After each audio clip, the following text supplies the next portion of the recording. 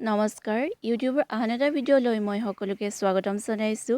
আজি মই চাদৰত কেনেদৰে দহি বটা হয় তাৰে এটা ভিডিঅ' লৈ আহিছোঁ। ব'লক ভিডিঅ'টো আৰম্ভ কৰোঁ। তাৰ বাবে প্ৰথমেই আমাক লগা সামগ্ৰীবিধ হৈছে থ্ৰেড, যিটোৰ মই তিনিটা কালাৰ ইউজ কৰিছোঁ, হালধীয়া, ৰঙা আৰু এটা বগা। আপোনালোকে চিল্কৰ থ্ৰেড দিও দহি বাটিব পাৰিব, মই কিন্তু ইয়াত কটনৰহে ইউজ কৰিম। আৰু আমাক লাগিব এটা গুলি, যাৰ কাৰণে কাঠিবোৰ টান হয় বা ছিঙি নাযায়। কেঁচি এখনো দৰকাৰ হ'ব। মই লৈ লৈছোঁ এটা বেজি, যিটো একেবাৰে সৰুও নহয় বা বৰ বেছি ডাঙৰো নহয়।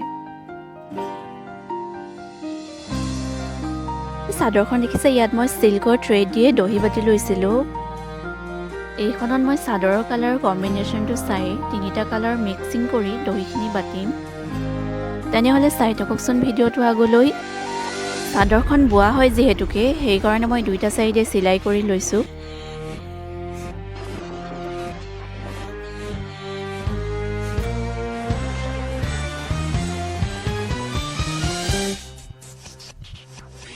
থ্ৰেডখিনি মই মোৰ নিজৰ জোখ অনুযায়ী অলপ ডাঠ কৰি লৈছোঁ। তাৰপিছত গোটেই তিনিটা ৰঙেই একেলগ কৰি দহিখিনি বাতি যাম, চাই থাকক।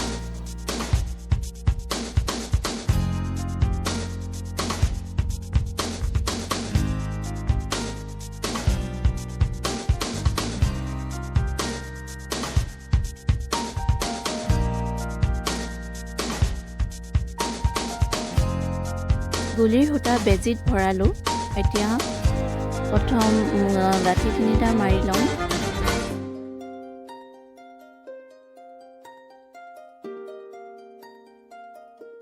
তাৰপিছত পুনৰ সূতাখিনি এনেকৈ দি লৈ গাঁঠি মাৰি দিম।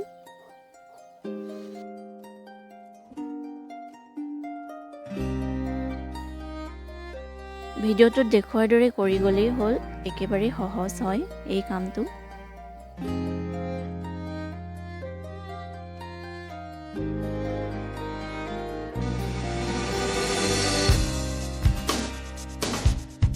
আজৰি সময়ত আপোনালোকে এনেকুৱা কিছুমান কাম কৰি সময় অতিবাহিত কৰিব পাৰিব।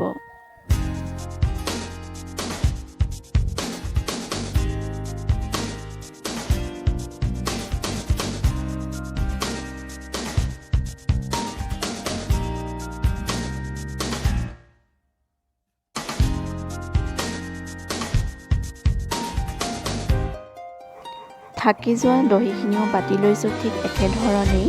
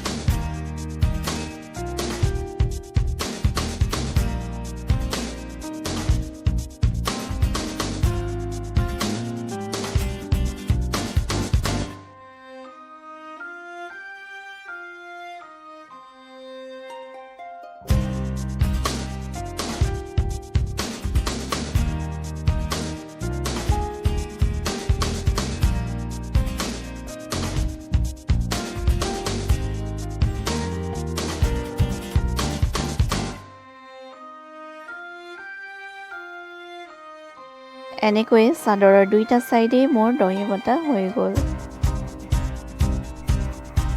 এয়া মোৰ চাদৰখনৰ দহি বটা কাম হৈ গ'ল।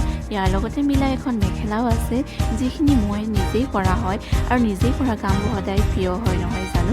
চাদৰৰ লগতে আপোনালোকে গামোচা বা ব্লাউজতো দহি বাতি ল'ব পাৰে। এনেকৈ মোৰ ভিডিঅ'টো চাই আশা কৰোঁ সকলোৱে ভাল পালে, আৰু ইমান সময় চাই থকাৰ বাবে সকলোকে ধন্যবাদ।